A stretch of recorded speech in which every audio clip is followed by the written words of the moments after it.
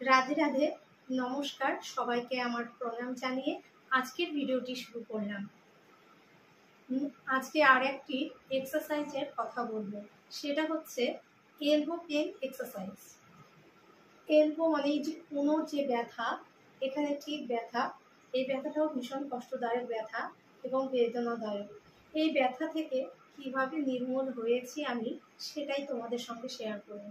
প্রথমত এখানে আমি ফিজিওথেরাপি করেছিলাম, প্রায় 15 দিন ধরে ফিজিওথেরাপি করি, তারপরে ব্যথাটা কমিয়ে নিই।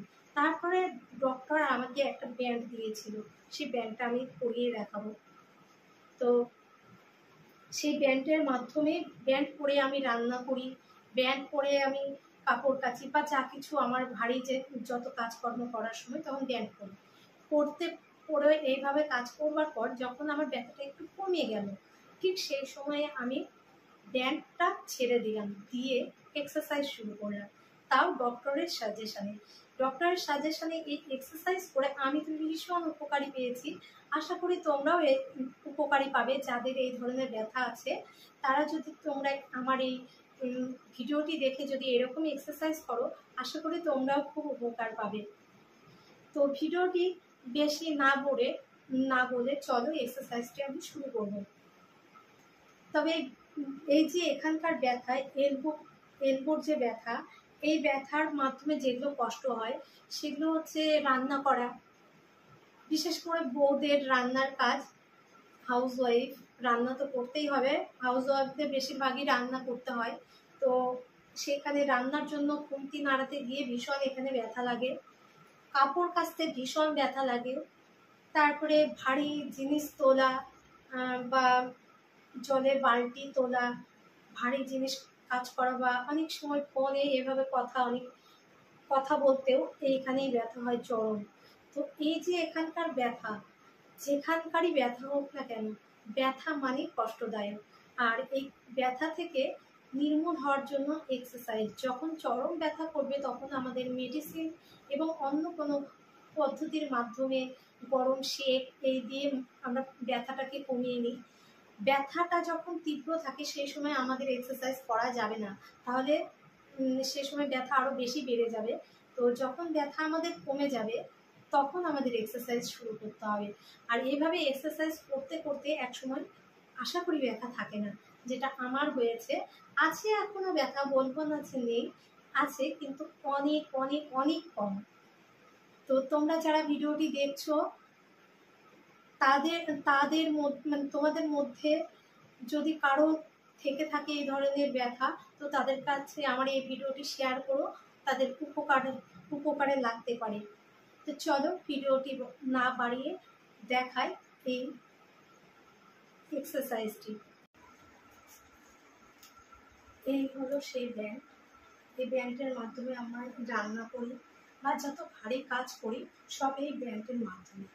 যখন প্রচণ্ড ব্যথা হয় তখন আমরা এই ব্যান্ড করে আমি কাজ করি। একটু আগে যেটা বললাম যে হচ্ছে আমার যখন চরম ব্যথা হয়েছিল, তো ডক্টরের সাজেশনে ছিল এটা, এবং ফিজিওথেরাপিও করাতে হয়েছিল।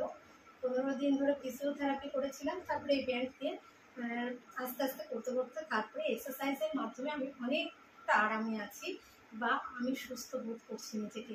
তো আজকে যে এক্সারসাইজটা দেখবো তাই টেবিল নিয়েছি। তো আমাদের বাড়িতে সবার মানে বাচ্চা কাচ্চাদের পড়ানোর জন্য পড়ার একটা টেবিল থাকে, তো সেই টেবিলে বা ডাইনিং টেবিল এরকমও থাকে, কোনো একটা টেবিল এরকম ফ্ল্যাট টাইপের জায়গাতে নিজের হাতটাকে রাখবে। তো আমি ব্যায়ামটা করেছি শুধুমাত্র তোমাদেরকে দেখাবো বলে, তাছাড়া আর কিছুই নয়। যে ব্যায়ামটার মাধ্যমে কিন্তু কষ্টটা অনেক কমে। এটা করে আমি অবশ্যই রিল্যাক্স পেয়েছি, তবে এই মুহূর্তে আমার আর লাগছে না, কারণ প্রতিনিয়ত এক্সারসাইজ করতে করতে আমার ব্যথাটা নেই বললেই চলে। তো এটা আমি 1/2 লিটারের জলের বোতল নিয়েছি। তো আর একটা এরকম 1/2 লিটারের জলের বোতল পেলাম না, যদি পেতাম তাহলে একসাথে দুটো হাতেই ব্যায়ামটা দেখাতে পারতাম। তো এই যে জল নিয়েছি 1/2 লিটার, ঠিক এই 1/2 লিটার জল দিয়ে আমি একটা মানে এলবো এক্সারসাইজ করব। সেটা হচ্ছে প্রথমে আমার হাতটা রাখতে হবে এইভাবে, রাখবার পর আমার হাতটা এইভাবে দেবো, হ্যাঁ, একদম ঝুলিয়ে দেবো। দিয়ে হাতটাকে আমি আস্তে আস্তে এই যে জলের বোতলটা সেটা আমি আস্তে আস্তে উপরে উঠাবো। এই যে এইভাবে করে উঠাবো আস্তে আস্তে, পাড়ি শক্ত করে আমরা উপরে উঠাবো। ঠিক এইখানে পেন হচ্ছে, এইখানে পেন হবে। আর প্রথম অবস্থায় মানে 2-3 বার করে হাঁপিয়ে পড়তে হয় ব্যথার চোটে, যে থাকা আমি আর পারবো না, কিন্তু আস্তে আস্তে এভাবে অভ্যেস করতে হয়। 1 2 3 4 5 6 7 8 9 10। এইভাবে এই হাত হয়ে গেল। তারপরে এই হাত তোমরাও নিজেদের সুবিধা মতন নেবে, মানে স্কেলের উপর রাখবে নিজের হাতটাকে শুয়ে। তারপরে এই যে শক্ত করে আস্তে আস্তে উঠাতে হবে উপরে, আস্তে আস্তে নামাতে হবে। তারপরে আস্তে আস্তে আবার উপরে উঠাতে হবে, তারপরে আস্তে আস্তে আবার নিচে নামাতে হবে। এইভাবে 1, এইভাবে 2, 3।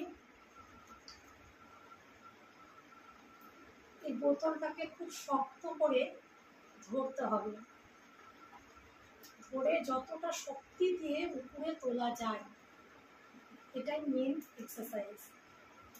যতটা শক্ত করে উপরে ওঠানো যায়। তুমি 1 লিটার জলের বোতল নিয়েও করতে পারো, বা 700 গ্রাম জলের বোতল নিয়েও করতে পারো। আমার যদিও নেই এরকম আর একটা বোতল, থাকলে 2 হাতেই একসঙ্গে এইভাবে করতাম এক্সারসাইজটি, যে এভাবে করতাম।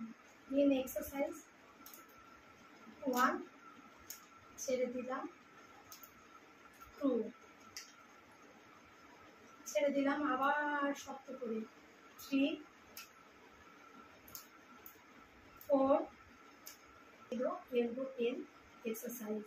ভিডিওটি কেমন লেগেছে অবশ্যই কমেন্টের মাধ্যমে জানাবেন, এবং ভালো লেগে থাকলে একটু শেয়ার করে পাশে থাকবে। নমস্কার সবাইকে, আর সবাইকে দুর্গা পুজোর শুভেচ্ছা জানাই।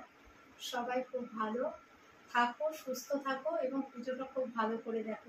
নেক্সট ভিডিওতে আবার দেখা হবে। All the best.